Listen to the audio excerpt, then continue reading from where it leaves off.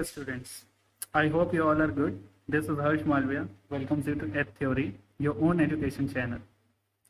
So today we are going to start the very important chapter of your class 6 geography book, which is also the first chapter of your class 6 geography book, the Earth in the solar system.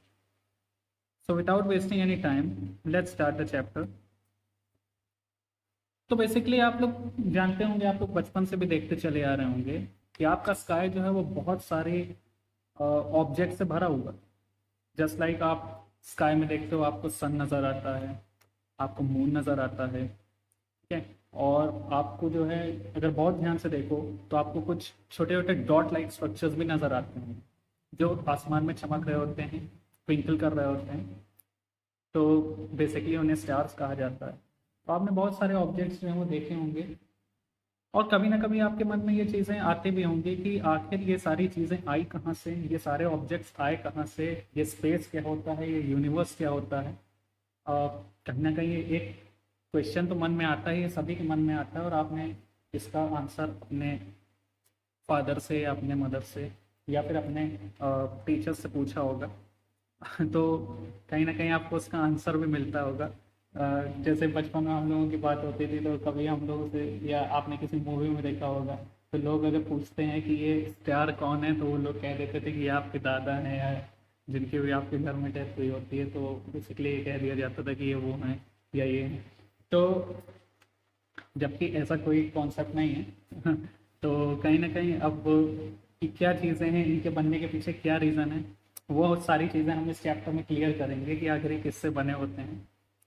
लेकिन ये हमको जानना है सबसे पहले कि ये जो स्पेस है, स्पेस का इमेजिन नहीं किया जा सकता कि ये कितना बड़ा है। इसके बारे में कोई एग्जैक्ट डिटेल अभी तक हमारे साइंटिस्ट के पास नहीं है कि स्पेस कितना बड़ा है, स्पेस में कितने यूनिवर्सेस हैं या स्पेस में कितने सोलर सिस्टम हैं, कितनी गैलेक्सीज हैं, ठीक है। तो इसके बारे में अभी कोई हमारे पास कोई एग्जैक्ट नॉलेज नहीं है और ऐसा माना गया है कि अभी तक लगभग 5% ही हमारा स्पेस जो है वो एक्सप्लोर किया गया है और 95% स्पेस अभी भी एक्सप्लोर किया जाना है, ठीक है। तो हम लोग अभी बहुत थोड़ा सा ही जानते हैं हमारे स्पेस के बारे में, लेकिन जैसे जैसे हमारी टेक्नोलॉजी इंप्रूव हो रही है शायद एक दिन आएगा कि हम स्पेस के बारे में और भी ज़्यादा डिटेल्स जान सकें, लेकिन फ़िलहाल अभी इस पर रिसर्च चल रहा है। तो स्पेस जो है ये एक बहुत ही टिपिकल कॉन्सेप्ट है, लेकिन जिन चीज़ों के बारे में अभी तक एक्सप्लोर किया जा सकता है हम उन्हीं में से कुछ चीज़ों के बारे में इस चैप्टर में डिस्कस करें। तो अगर हम सबसे पहले आ जाते हैं मून पे, तो आप अक्सर देखते होंगे कि मंथ में एक दिन ऐसा आता है जब आपका मून क्या होता है, पूरा अपने फ्लो पे होता है। मीन्स पूरा का पूरा आपका चांद जो है वो अपने शेप में होता है, ठीक है। और इस शेप में जब हमारा मून होता है तो उसको हम पूर्णिमा कहते हैं, यानी फुल मून नाइट कहते हैं उस डे को, ठीक है। उस नाइट को हम फुल मून नाइट कहते हैं। Means the day when you see the full moon only once in about a month, ठीक है। तो वो आपका होता है फुल मून नाइट, इसको हिंदी में हम लोग पूर्णिमा भी कहते हैं। नेक्स्ट है आपका फोर्थ नाइट। फोर्थ नाइट कौन सा पीरियड होता है, ये जस्ट 15 डेज का समय होता है। मीन्स पूर्णिमा के जस्ट 15 दिन बाद का जो समय होता है, यानी 2 वीक्स के बाद का जो समय होता है, ठीक है, जिसमें हमें मून बिल्कुल भी नज़र नहीं आता। तो उस नाइट को हम न्यू मून नाइट कहते हैं, यानी अमावस्या की रात कहते हैं। अमावस्या की रात में क्या होता है कि हमें चांद बिल्कुल भी नज़र नहीं आता, ठीक है।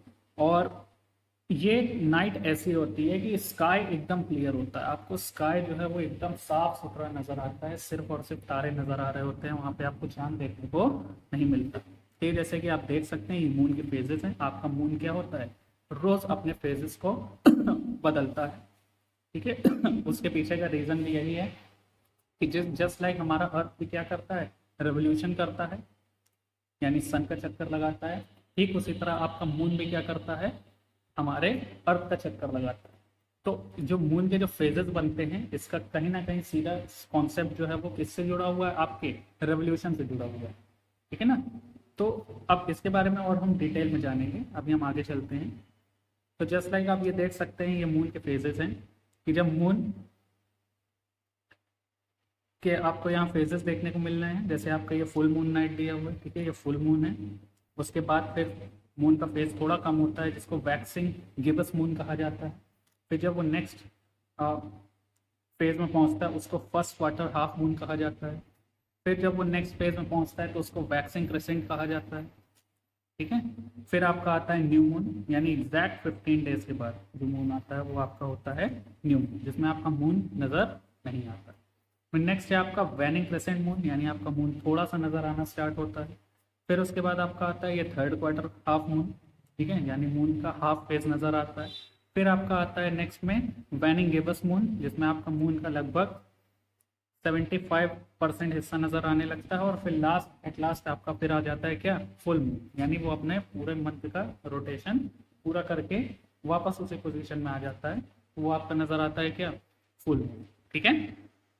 तो ये सारे क्या थे आपके मून के फेजेस। अब बात करते हैं हमारे प्लैनेट्स के बारे में। तो प्लैनेट्स क्या हैं, ये एक सेलेस्टियल बॉडी है। सेलेस्टियल बॉडी यानी कि स्पेस में मौजूद एक रोटेटरी बॉडी है, ठीक है, रेवोल्यूशनरी बॉडी है, जो कि क्या करता है, सन का चक्कर लगाता है, ठीक है। तो प्लैनेट्स का नाम आपको इजीली अगर याद करना है तो ये बड़ा छोटा सा एक सिंपल सा एक तरीका दिया हुआ है। जैसे my very educated mother just served as noodles, ठीक है, my very educated mother just served as noodles. My means Mercury, very means Venus, educated से अर्थ, मदर से मार्स, जस्ट से जुपिटर, सर्व से सैटर्न, अस से यूरेनस, नूडल्स से Neptune, ठीक है। तो ये जो तरीका बनाया गया है, ये इसके पीछे का रीज़न ये है कि आप इससे जो सन से उसकी पोजीशन है आपके प्लैनेट्स की, ठीक है, वो आप इजीली रिमेंबर कर सकते हो, ठीक है। पहले आपका मरकरी आता है, फिर वीनस, फिर थर्ड पोजीशन पे आपका अर्थ होता है, फिर मार्स, फिर जुपिटर, फिर सैटर्न, फिर यूरेनस एंड फिर नेपच्यून, ठीक है। ये भी वही दिया हुआ है। आप चाहें तो इसको स्क्रीनशॉट ले सकते हैं, याद कर सकते हैं, कई तरीके होते हैं, ठीक। हम आगे चलते हैं। तो बात करते हैं हम कि सेलेस्टियल बॉडीज क्या होती है। तो the stars and the moons are celestial bodies which are visible only at night in the sky, ठीक है। जो आपका स्टार्स या जो आपके मून्स होते हैं, ये क्या हैं, सेलेस्टियल बॉडीज हैं। ये सिर्फ हमको रात में ही नजर आते हैं, ठीक है। ये होते उसी जगह पर है, लेकिन इसके पीछे रीजन क्या होता है कि सन की लाइट इतनी ज्यादा होती है, सन की लाइट की जो पावर होती है इतनी ज्यादा होती है कि उस रोशनी में ये हमको नजर नहीं आते। तो जब हमारा नाइट टाइम आता है तो ये हमको बड़ी आसानी से नजर आने लगते हैं। जो स्टार्स होते हैं या जो हमारा मून है वो हमको रात में इसलिए नजर आता है, क्यों, क्योंकि डे टाइम में क्या होता है कि सन की रोशनी बहुत ज्यादा होती है, ठीक है, जिससे कि ये हमको क्लियरली विजिबल नहीं होते। तो सम सेलेस्टियल बॉडीज आर बिग, कुछ सेलेस्टियल बॉडीज आपकी क्या होती हैं, बहुत बड़ी होती हैं और बहुत गर्म होती हैं, क्योंकि ये सारी चीजें किससे मिलकर बनी होती हैं, गैसेस से मिलकर बनी होती हैं, ठीक है। ऐसी सेलेस्टियल बॉडीज को हम क्या कहते हैं, स्टार्स कहते हैं। क्या कहते हैं, स्टार्स कहते हैं, ठीक है। तो कुछ सेलेस्टियल बॉडीज आपकी बहुत बड़ी होती हैं, बहुत गर्म होती हैं और बहुत हॉट हॉट गैसेस से बनी होती हैं, वो लगातार जल रही होती हैं, और ऐसी बॉडीज को हम क्या कहते हैं, स्टार्स कहते हैं, ठीक है। तो हमारा जो सन है वो भी क्या है, स्टार है, ठीक है। तो अब अगर हम बात करें कि हमारा सन अगर एक स्टार है, ठीक है, तो जो दूसरे स्टार्स हैं वो सन के मुकाबले इतने छोटे क्यों नजर आते हैं, ये बड़ा एक क्वेश्चन बनता है। कहते हैं भाई सन भी तो एक स्टार है, तो ये हमको बहुत बड़ा नजर आ रहा है, और जो हमारे दूसरे स्टार्स हैं वो बड़े छोटे छोटे नजर आते हैं। इसके पीछे क्या रीजन है, क्या सन क्या बहुत बड़ा है क्या, भाई सन बहुत बड़ा है मानते हैं, लेकिन हमारे और भी ऐसे स्टार्स हैं, ठीक है, जो कि सन से भी क्या है, काफी बड़े हैं, लेकिन सन हमारे क्या है, काफी क्लोज है। Sun is very near to our earth, ठीक है, that is why we see sun as a big star, ठीक है। तो सन काफी बड़ा नजर आता है हमको। उसके पीछे का मेन कॉन्सेप्ट यही है कि सन हमारे नजदीक है, हमारे प्लैनेट से काफी पास है, इसलिए सन हमको नजर आता है, ठीक है। और दूसरे प्लैनेट, दूसरे स्टार्स जो हैं वो आपके काफी दूर हैं, इसलिए वो हमको बहुत छोटे नजर आते हैं, ठीक है, because they are very very very far from us, ठीक है। तो दूसरे स्टार्स की हीट और लाइट को हम फील नहीं कर पाते, हम नहीं देख पाते, इसीलिए क्योंकि वो बहुत ज्यादा दूर हैं और सन हमारे बहुत नजदीक है, इसलिए उसकी हीट और लाइट हमारे पास आ जाती है, हम उसको फील कर पाते हैं। ठीक है, ठीक है। तो there are more stars than each grain of sand on the Earth, मतलब अर्थ पर जितने धूल मिट्टी के कण हैं, ठीक है, जितने बालू के कण हैं, उससे कहीं ज्यादा तो आपके क्या हैं, स्टार्स हैं। ठीक है ना, स्टार्स बहुत सारे हैं, there are billions of stars, trillions of stars, मतलब कोई गिनती ही नहीं है, स्टार्स की कोई काउंटिंग ही नहीं है। ठीक है, तो आ जाते हैं कॉन्स्टिलेशन पे। स्टार्स की बात चल रही थी तो एक बड़ा ही अहम टॉपिक आता है जिसको कहा जाता है कॉन्स्टिलेशन। कॉन्स्टिलेशन किसको कहते हैं? तो the groups of stars that are visible in different patterns are called constellation. ठीक है, कॉन्स्टिलेशन क्या होता है? ये स्टार्स का ही एक ग्रुप होता है जिस जो हमको अलग अलग पैटर्न में नजर आता है। मतलब स्टार्स को, अगर स्टार्स के पैटर्न को हम आपस में जोड़ते हैं तो हमको एक शेप मिलता है, जिसे हम क्या कहते हैं, कॉन्स्टिलेशन कहते हैं। ठीक है, अभी आप नेक्स्ट इमेज में इसको समझोगे। तो बहुत सारे कॉन्स्टिलेशन हैं, जैसे अर्सा मेजर, ये बिग बियर है, स्मॉल बियर को सप्तऋषि कहा जाता है। ठीक है, ये सारे वेल नोन कॉन्स्टिलेशन हैं जो कि अब तक खोजे गए। ठीक है, जैसे आप देख सकते हैं, ये देखिए सबसे अच्छा एग्जांपल इसका ये है। ठीक है, Aquila, Ophiuchus, Serpens, Libra, Lupus, Scorpius, Sagittarius, Capricorn, ये सभी क्या है, कॉन्स्टिलेशन हैं। और कॉन्स्टिलेशन बनते कैसे हैं? तो ये इन्हीं स्टार्स के कॉम्बिनेशन से बनते हैं। ठीक है, इन्हीं स्टार्स के पैटर्न्स को क्या किया जाता है, आपस में जोड़ा जाता है, तो उससे क्या बनता है, कॉन्स्टिलेशन बनता है। ठीक है ना, तो ये सब आप एग्जाम्पल्स देख सकते हो, ये सभी कॉन्स्टिलेशन है। ठीक है, ये देखिए इसको कहते हैं अर्सा मेजर, ये है द बिग बियर। ठीक है, ये जो स्टार्स हैं इन्होंने एक पैटर्न बना रखा है, और जब इसको हम आपस में जोड़ते हैं तो ये एक बड़े से भालू का पैटर्न ले लेता है। ठीक है, तो इसलिए इसको अर्सा मेजर नाम दिया गया, यानी बिग बियर। ठीक है, ये है आपका सप्तऋषि। ये सप्तऋषि क्या है, द ग्रुप ऑफ 7 स्टार्स। ठीक है, 7 स्टार्स का क्या है, ये ग्रुप है। 7 स्टार्स को आपस में कंबाइन किया गया, जोड़ा गया, तो उससे क्या बना, सप्तऋषि बना। ठीक है, ये कुछ इस टाइप का आपका क्या होता है, ये कॉन्स्टलेशन होता है। ठीक है, तो हमारा जो एंशियंट टाइम था, यानी जो हमारा प्राचीन समय था, तो लोगों को अगर डायरेक्शन को समझना होता था नाइट में, ठीक है, वो स्टार्स की मदद से क्या करते थे, डायरेक्शंस को समझते थे। ठीक है, जैसे नॉर्थ स्टार था, तो नॉर्थ स्टार जो है वो उन्होंने इसको नॉर्थ डायरेक्शन कह दिया, जिसको पोल स्टार भी कहा जाता था। ठीक है, तो पोल स्टार को वो देख रहे थे, पोल स्टार यानी ध्रुव तारा आपका सबसे ज्यादा चमकने वाला तारा है, तो उसको वो देख के वो समझ लेते थे कि हाँ ये नॉर्थ डायरेक्शन होगी। ठीक है, क्योंकि स्काई में ध्रुव तारे की जो पोजीशन है वो आपको सिर्फ नॉर्थ में ही नजर आएगी। ठीक है, तो उससे बड़ी इजीली लोकेट हो जाता था। ठीक है, कि हमारा स्टार का मतलब हमारी डायरेक्शन क्या है, नाइट के टाइम में वो ध्रुव तारे को देखते थे, पोल स्टार को देखते थे, उससे उनको ये चीज क्लियर हो जाती थी कि हमारा पोजीशन क्या है या हमारी कौन सी डायरेक्शन है। ठीक है, क्योंकि ध्रुव तारा अपना पोजीशन कभी नहीं चेंज करता।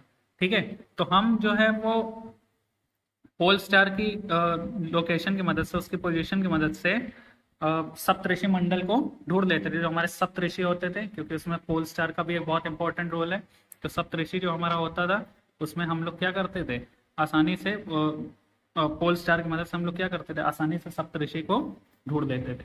ठीक है, तो कुछ सेलेस्टियल बॉडीज ऐसी होती हैं जिनके पास अपनी खुद की हीट और लाइट नहीं होती हैं। ठीक है, और वो दूसरे स्टार्स की लाइट की मदद से चमकती है। ऐसी ही सेलेस्टियल बॉडीज को हम क्या कहते हैं, प्लैनेट्स कहते हैं। प्लैनेट्स क्या है, प्लैनेट एक ऐसा सेलेस्टियल बॉडी है जिसकी अपनी खुद की हीट और लाइट नहीं होती। तो ये जो हमारा वर्ड है प्लैनेट, ये एक ग्रीक वर्ड प्लैनेशिया से आया, जिसका मतलब होता है वॉन्डरर्स, यानी घुमक्कड़। हमारे प्लैनेट्स क्या करते हैं, हमारे प्लैनेट्स भी तो अपने अपने ऑर्बिट में क्या करते हैं, चक्कर लगाते हैं ना सन का। हमारे प्लैनेट्स भी अपने अपने ऑर्बिट्स में क्या करते हैं, सन का चक्कर लगाते हैं, सन का रेवोल्यूशन करते हैं। ठीक है, तो इसलिए इनको वॉन्डरर्स भी कहा जाता है। ठीक है, तो हमारा ये जो वर्ड है planet, it comes from a Greek word प्लैनेशिया विच मीन्स वॉन्डरर्स। ठीक है, तो जिस प्लैनेट पे हम रह रहे हैं, जिस पे हम रह रहे हैं, यानी हमारा जो अर्थ है, ये भी क्या है, एक प्लैनेट है। ठीक है ना, समझ आया?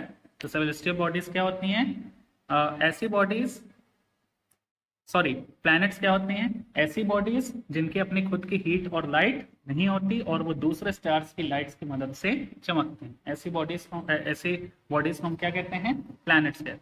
ठीक है, तो the earth gets all its heat and light from the sun which is our near star. Earth को जितनी भी आपकी हीट और लाइट मिल पाती है वो कहाँ से मिल रही है? वो सन से मिल रही है, क्योंकि सन ही हमारा क्या है? सबसे नियर स्टार। ठीक है, तो if we look at the earth from a great distance से the moon, it will appear to be shining just as the moon.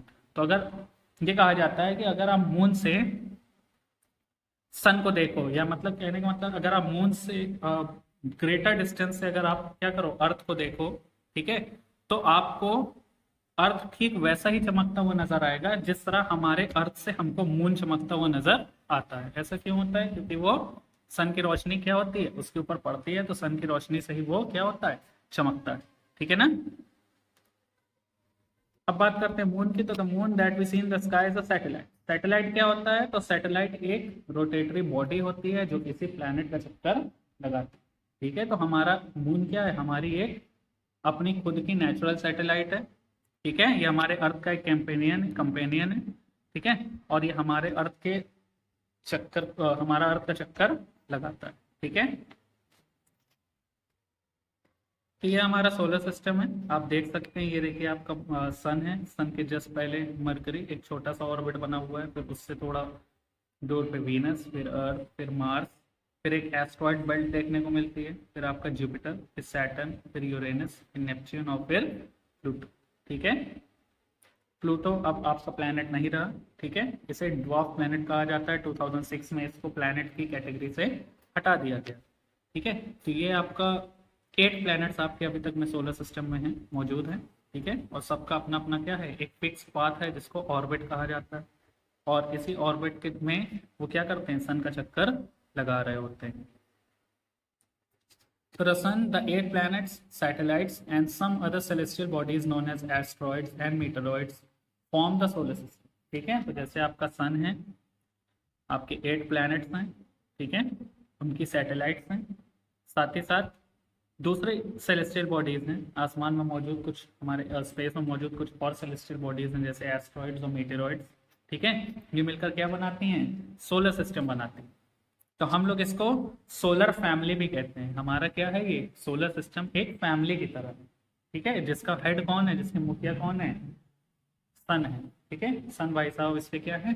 मुखिया है। ठीक है, जिस तरह आपके घर में आपके ग्रैंडफादर आपके क्या होते हैं? घर के हेड होते हैं। ठीक उसी तरह यहाँ का हेड कौन है? यहाँ के बॉस तो सन ही है।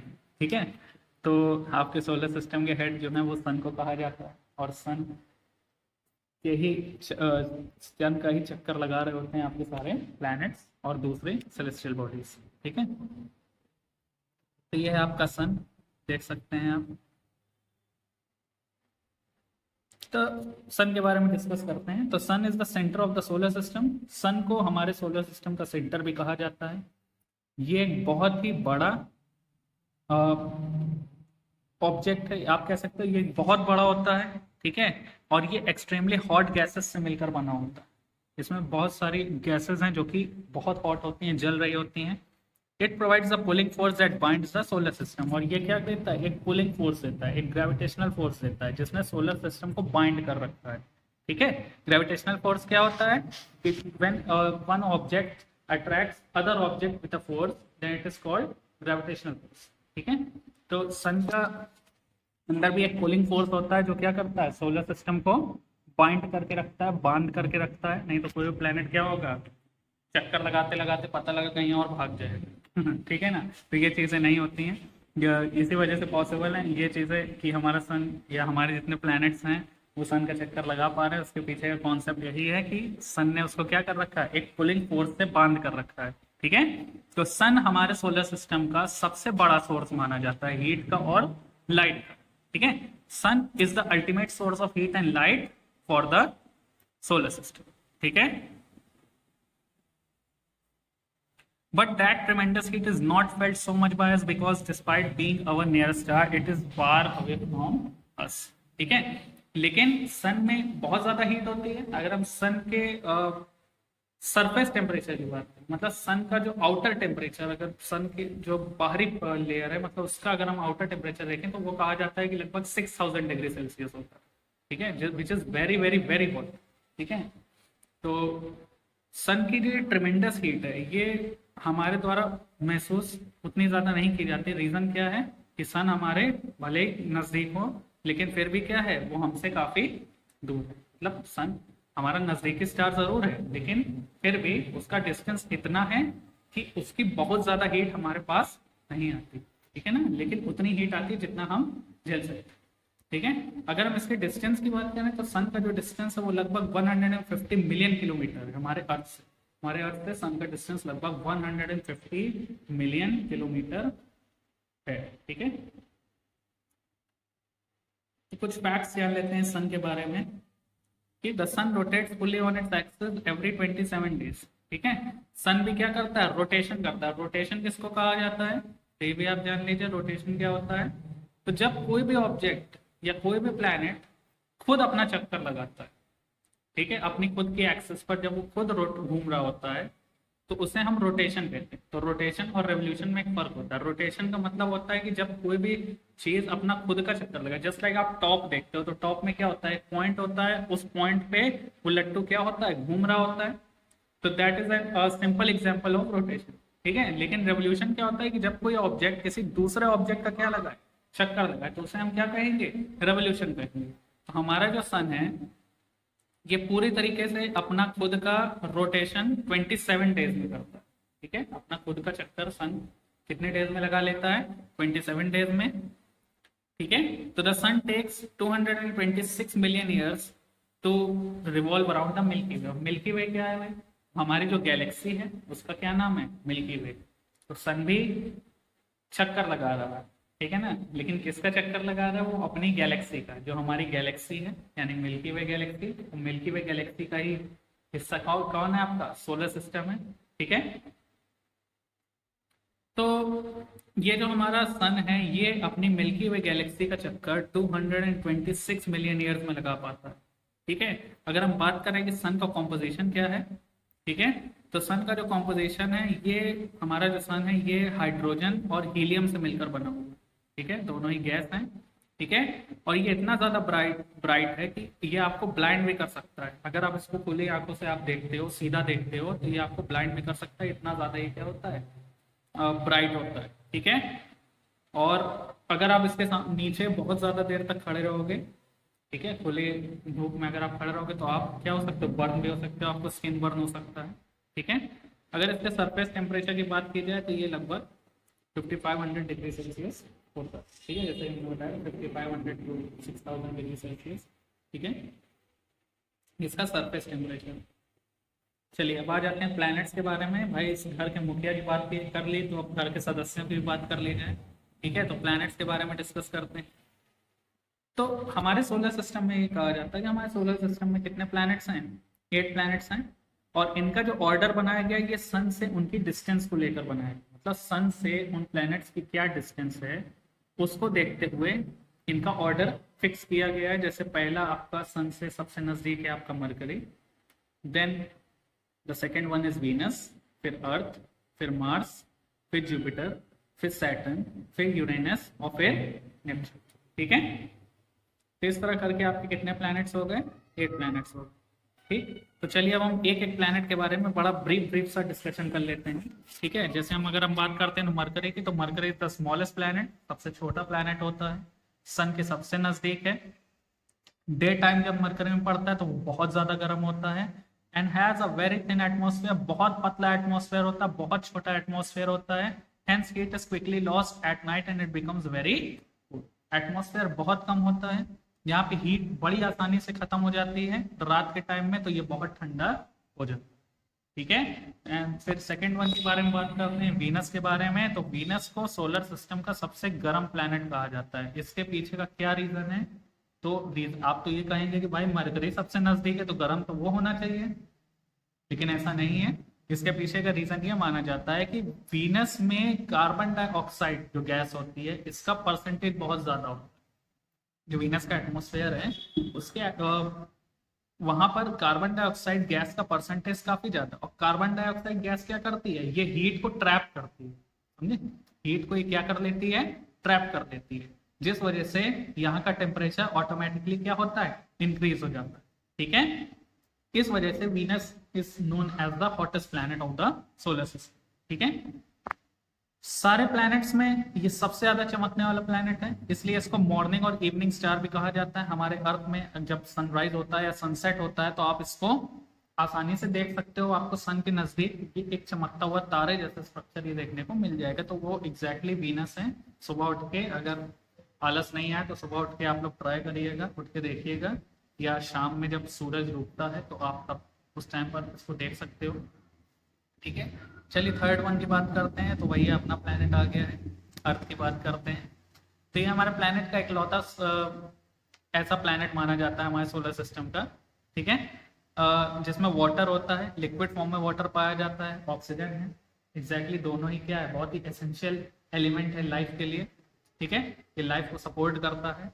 ठीक है, और अर्थ जो है वो सन का चक्कर लगाने में, यानी अर्थ जो है वो रेवोल्यूशन करने में 365 डेज एंड 1/4 365 होल 1/4 डेज का समय लेता है। ठीक है, और अपना खुद का रोटेशन करने में वो 24 आवर्स का समय लेता है। ठीक है, तो earth is the only planet in the solar system that supports life. ठीक है, नेक्स्ट वन की बात करते हैं, ये आपका मार्स, हमारा पड़ोसी प्लैनेट है मार्स। ये रेडिश प्लैनेट बोला जाता है क्योंकि इसका अपीयरेंस जो है वो एकदम रेड नजर आता है। ठीक है, रेड इन कलर होता है, क्यों कारण है इसके पीछे का, क्या कारण है भाई, रेड क्यों नजर आता है, तो इसमें होता है आयरन ऑक्साइड। यहाँ की जो सॉइल है मार्स की, वहां पर क्या पाया जाता है, आयरन ऑक्साइड पाया जाता है, जिस वजह से हमको रेड नजर आता है, रेडिश नजर आता है। ठीक है, इसमें दो मून्स हैं, डेमस एंड फोकस। जैसे हमारे पास एक मून है, हमारे पास मून नाम का ही मून है। ठीक है, और तो मार्स के भी दो मून है, एक का नाम है डेमस और एक है फोकस। अगर मरकरी और वीनस की बात की जाए तो ये दो ऐसे प्लैनेट है जिनके पास अपना खुद का कोई मून नहीं है। ठीक है, ठीक है, अब हम फिफ्थ प्लैनेट की बात करते हैं हमारे सोलर सिस्टम का, जिसका नाम है जुपिटर। तो जुपिटर जो है वो हमारे सोलर सिस्टम का सबसे बड़ा प्लैनेट माना जाता है। It has rings made of shattered fragments from its inner moons. ठीक है, इसके जो इनर मून्स होते हैं वहां पर एक रिंग लाइक स्ट्रक्चर नजर आता है। जैसे आप सैटर्न में देखते हो तो सैटर्न में तो रिंग लाइक स्ट्रक्चर क्या है, काफी विजिबल है। इसमें भी रिंग्स होती हैं लेकिन वो दूर से विजिबल नहीं होती। ठीक है, तो ये एक गैसेस प्लैनेट है, इसका कोई सॉलिड सरफेस नहीं है, पूरा का पूरा गैस से बना हुआ प्लैनेट है। ठीक है, नेक्स्ट है आपका सैटर्न। तो सैटर्न को येलोइश प्लैनेट भी कहा जाता है, ये दूसरा सबसे बड़ा प्लैनेट है हमारे सोलर सिस्टम का। ठीक है, और सैटर्न का सबसे अलग करने वाला फीचर यही है कि सैटर्न में क्या होती है, रिंग्स है। रिंग्स इसकी बहुत विजिबल है, बहुत बड़ी रिंग्स है इसमें, जो कि पूरे तरीके से आइस और डस्ट पार्टिकल से बनी हुई है, और इसने पूरे प्लैनेट को सराउंड कर रखा है। ठीक है, तो सैटर्न की भी यहाँ पे बात हो गई। अब बात करते हैं आपके सेवेंथ प्लैनेट की, यानी यूरेनस की। तो यूरेनस एक बहुत ही ठंडा गैसेस प्लैनेट माना जाता है, इसका कलर ग्रीनिश होता है, और ये हमारे सोलर सिस्टम का थर्ड लार्जेस्ट प्लैनेट माना जाता है।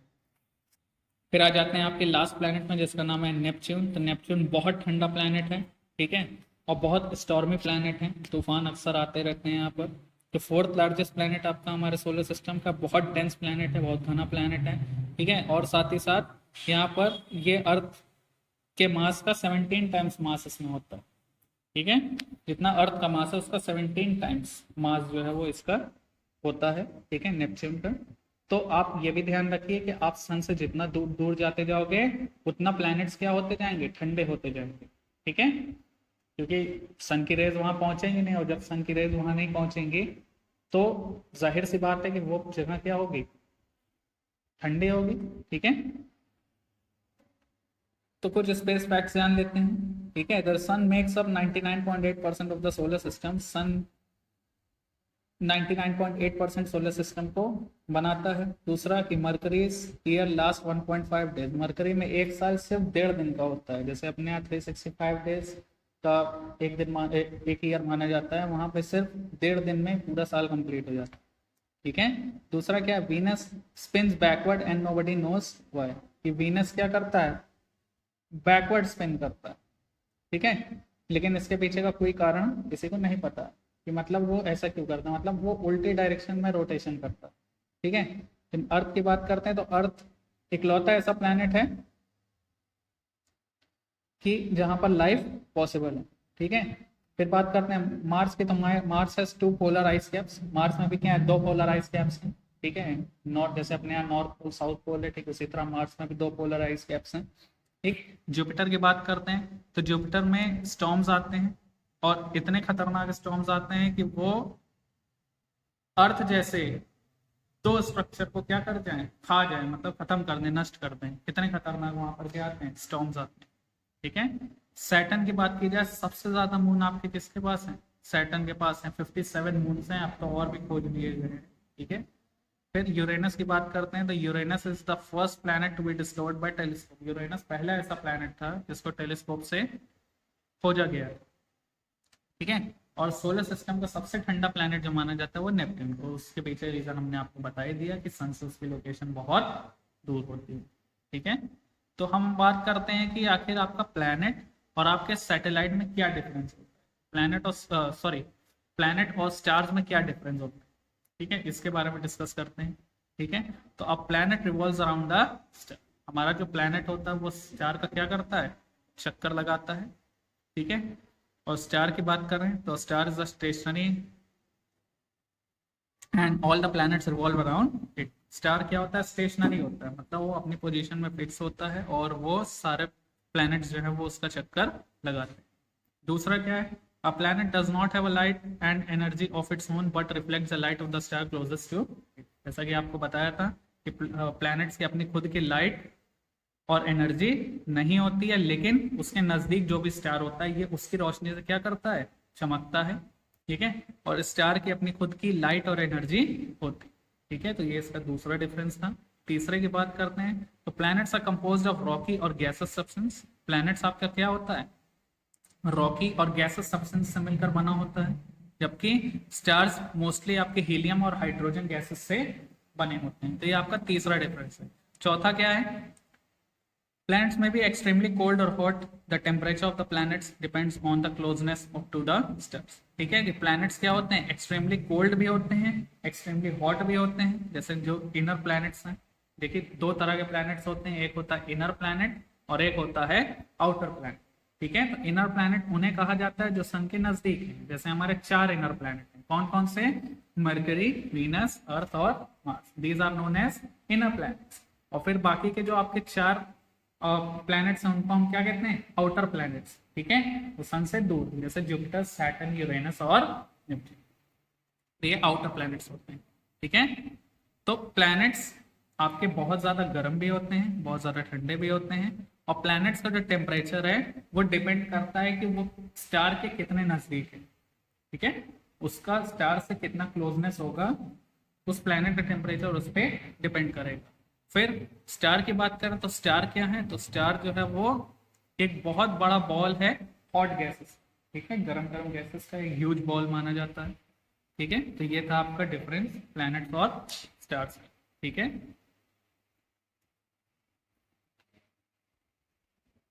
तो all the 8 planets of the solar system move around the sun in a fixed path, ठीक है। अब बात करते हैं ऑर्बिट्स की। तो ऑर्बिट्स क्या होते हैं, तो आपको पता है कि आपके जो प्लैनेट्स हैं सोलर सिस्टम के, ये सन का चक्कर लगाते हैं एक फिक्स्ड पाथ, ठीक है, एक फिक्स्ड रास्ते पे। और ये पाथ्स क्या होते हैं, इलोंगेटेड होते हैं, मतलब कि ये लंबे होते चले जाते हैं। जैसे जैसे सन से दूर जाते हैं ऐसे वैसे ये पाथ क्या होते हैं, इलोंगेटेड होते जाते हैं, लंबे होते चले जाते हैं। इन पाथ्स को हम क्या कहते हैं, ऑर्बिट कहते हैं, ठीक है। तो देखिए मरकरी का ऑर्बिट सबसे छोटा है, उसके बाद फिर वीनस, फिर अर्थ उससे बड़ा, फिर मार्स, फिर जुपिटर, ऐसे करके सारे सबसे बड़ा पाथ आप अगर देखो तो वो नेपच्यून का है, प्लूटो का भी है, ठीक है। तो Mercury is the nearest to the sun, it takes about 88 days to complete one round along its orbit, ठीक है। तो मरकरी का सबसे नजदीकी, सॉरी, सन का जो सबसे नजदीकी प्लैनेट है वो मरकरी माना जाता है, और अपने ऑर्बिट में इसको सन का चक्कर लगाने में सिर्फ 88 days लगते हैं, ठीक है। जैसे हमारे अर्थ को 365 डेज लगते हैं, तो इसको सिर्फ 88 डेज लगते हैं सन का चक्कर लगाने में। ठीक है, फिर वीनस की बात करते हैं, तो वीनस को अर्थ का ट्विन भी कहा जाता है, क्योंकि इसका साइज और शेप बिल्कुल अर्थ से क्या है, मिलता जुलता है, इसलिए इसको अर्थ का ट्विन भी कहा जाता है। ठीक है, तो टिल रिसेंटली अगस्त 2006 हमने बताया था आपको, अगस्त 2006 में प्लूटो को प्लैनेट माना जाता था। ठीक है, 2006 तक, लेकिन उसके बाद प्लूटो को ड्वार्फ प्लैनेट कह दिया गया। ठीक है, जब international astronomical decision international astronomical meeting हुई थी, ठीक है, वहां पे डिसीजन दिया गया था कि प्लूटो दूसरे सेलेस्टियल ऑब्जेक्ट्स की तरह है। ठीक है, इसको ड्वार्फ प्लैनेट कहा जाएगा, इसको प्लैनेट की कैटेगरी में नहीं रखा जाएगा। ठीक है, अर्थ की बात करते हैं। ये देखिए, अर्थ थोड़ा सा और डिटेल में जान लेते हैं अर्थ के बारे में। तो अर्थ जो है वो हमारे सन का थर्ड नियरेस्ट प्लैनेट है। इसका साइज जो है वो पांचवा सबसे बड़ा प्लैनेट माना जाता है। ठीक है, साइज के कंपैरिजन में देखा जाए तो ये पांचवा सबसे बड़ा प्लैनेट माना जाता है। ठीक है, और it is slightly flatten at the poles, that is why its shape is described as geoid. ठीक है, पोल्स की तरफ देखा जाए, जैसे इसका नॉर्थ पोल यानी ऊपर वाले हिस्से को नॉर्थ पोल कहते हैं, नीचे वाले को साउथ पोल कहते हैं। तो इसका जो पोल्स का हिस्सा है, ठीक है, ये जो पोल वाला हिस्सा होता है ये, और ये आप देख सकते हैं। ठीक है, तो ये जो पोल्स का हिस्सा है, ठीक है, यहाँ पर क्या है, ये थोड़ा सा फ्लैट है, मतलब चपटा हुआ है दोनों पोल्स की तरफ से, इसलिए इसको जियोइड कहते हैं। ठीक है, जियोइड का मतलब होता है अर्थ लाइक शेप। ठीक है,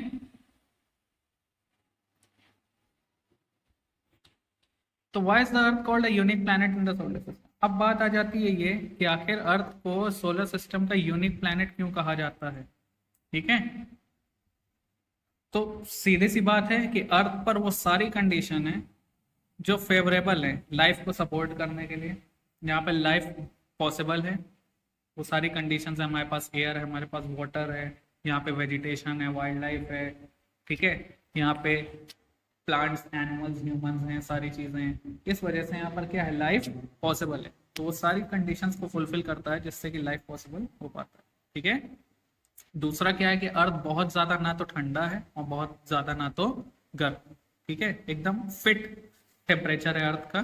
ठीक है, तीसरा क्या है, जैसे बताया कि अर्थ पे एयर और वाटर पाया जाता है, जो कि सर्वाइवल के लिए बहुत ज़्यादा एसेंशियल है। चौथा ये है, ये अर्थ पे एक लाइफ सपोर्टिंग गैस है जिसको ऑक्सीजन कहा जाता है। ठीक है, तो इस वजह से अर्थ पर क्या है, लाइफ पॉसिबल हो पा रही है। तो ये सारे रीजंस माने जाते हैं कि हमारा जो अर्थ है वो एक यूनिक प्लैनेट है हमारे सोलर सिस्टम। ठीक है, तो अर्थ को ब्लू प्लैनेट क्यों कहा जाता है, अर्थ का एक दूसरा नाम भी है, इसको ब्लू प्लैनेट भी कहा जाता है। तो रीजन ये है भाई कि जो आउटर स्पेस है आपका, आउटर स्पेस से देखने पे अर्थ हमको नीला नीला नजर आता है। उसके पीछे का कारण क्या है कि हमारे अर्थ का लगभग 71% यानी 2/3 सरफेस जो है वो क्या है, वाटर से घिरा हुआ है, इसलिए इसको क्या कहा जाता है, ब्लू प्लैनेट कहा जाता है। ठीक है, तो अब आ जाते हैं मून के बारे में, थोड़ा सा और डिटेल में डिस्कस करते हैं। तो हमारे अर्थ की एक इकलौती सैटेलाइट है जिसको मून कहा जाता है।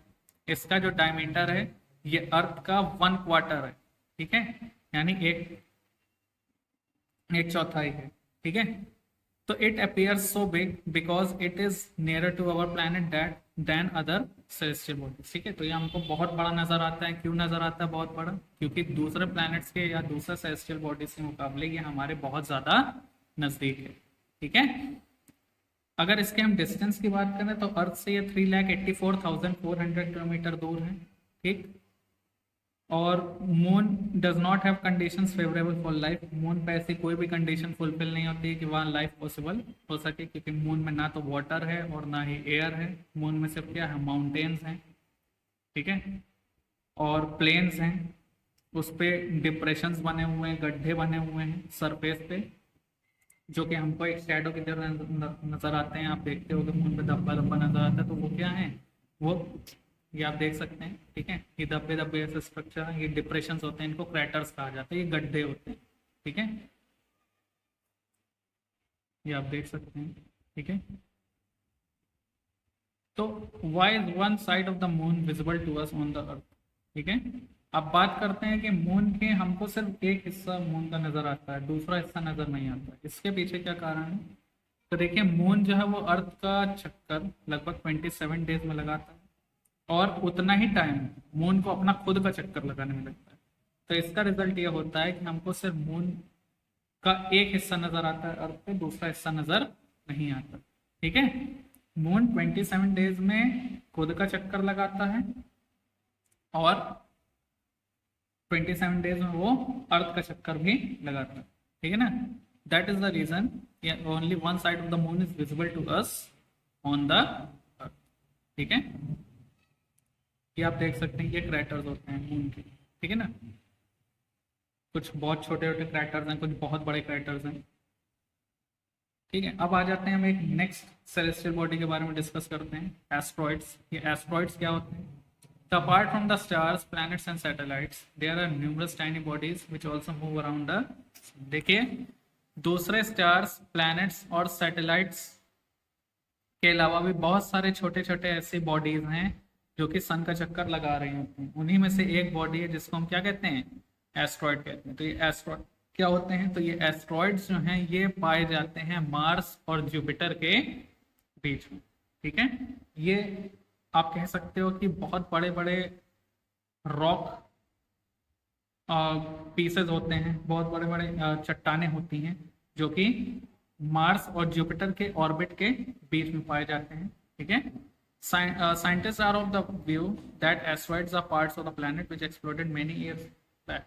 ऐसा माना जाता है कि जब कभी बहुत पहले जब पृथ्वी बनी बनाई थी, उसके टाइम पर जब कभी दो प्लैनेट्स या कुछ प्लैनेट्स आपस में टकराए होंगे, तो उनके टकराने से जो टुकड़े फैल गए हैं वही क्या हैं? एस्ट्रॉइड्स। ऐसा मानना है कि इनका हमारे साइंटिस्ट। ठीक है, ये आपकी एस्ट्रॉइड बेल्ट कहाँ पाई जाती है? तो ये देखिए, आपका ये मार्स की बेल्ट है और ये है जुपिटर की बेल्ट। ठीक है, जुपिटर का ये ऑर्बिट है और ये मार्स का ऑर्बिट है, ये जुपिटर का ऑर्बिट है। इसके बीच में ये आपकी क्या दिख रही है? ये एस्ट्रॉइड बेल्ट। ठीक है, ये आपको देखने को मिल रहा होगा। ये देखिए, ये एस्ट्रॉइड बेल्ट है। अगर इसमें आप देखना चाहें तो ये भी देख सकते हैं, ये एस्ट्रॉइड बेल्ट है। ठीक है, ये था आपका एस्ट्रॉइड। अब बात करते हैं मीटेरॉइड्स। मीटेरॉइड्स क्या होते हैं? तो meteoroids, the small pieces of rocks which move around the sun are called meteoroids. ठीक है, तो रॉक्स के ऐसे छोटे छोटे पीसेस जो सन के आसपास घूमते हैं, सन का चक्कर लगाते हैं, उन्हें मीटेरॉइड्स कहते हैं। कभी कभी ये मीटेरॉइड्स क्या होते हैं? चक्कर लगाते वक्त ये अपना रास्ता भटक जाते हैं और ये अर्थ के काफी नजदीक आ जाते हैं, और फिर अर्थ का जो ग्रेविटेशनल फोर्स है वो क्या करता है? इनको अपनी ओर अट्रैक्ट कर लेता है, खींच लेता है। तो ये सीधा अर्थ के एटमॉस्फेयर में एंटर कर जाता है, और जब ये अर्थ के एटमॉस्फेयर में एंटर करते हैं तो ये अर्थ की ओर मूव करते हैं, अर्थ की जमीन की ओर। ठीक है, तो वहां पर एयर की वजह से क्या होता है? भाई अर्थ पे तो एयर है, तो उसमें क्या लगता है? फोर्स ऑफ फ्रिक्शन, मतलब कि इसके ऊपर रगड़ लगना स्टार्ट हो जाती है। एयर की वजह से फ्रिक्शन लगना स्टार्ट हो जाता है, तो ये जलने लगते हैं, गर्म हो जाते हैं, जल जाते हैं। ठीक है, और जब ये नीचे पहुंचने ही वाले होते हैं कि ये जल के वहीं पर राख हो जाते हैं। ठीक है, तो ये फ्लैश ऑफ लाइट की तरह हमको नजर आते हैं जब ये नीचे गिर रहा होता है। तो बहुत लोग कहते हैं वो देखो टूटता तारा है, और टूटता तारा नहीं है बेटा। ठीक है, वो यही है आपका मीटेरॉइड से है कि वो जलते जलते क्या होता है? वो नीचे गिरता है। ठीक है, तो sometimes a meteor without being completely burned falls on the earth and creates a hollow. कभी कभी क्या होता है कि मीटर बड़ा है, नहीं जल पाया कंप्लीटली, तो वहां के अर्थ की जमीन पर गिर जाता है। ठीक है, और वहां पर एक बहुत बड़ा सा हॉलो यानी गड्ढा बना देता है। ठीक है, तो आप देख सकते हैं ये मीटियर है, आप देख सकते हैं, ये देखिए। ठीक है,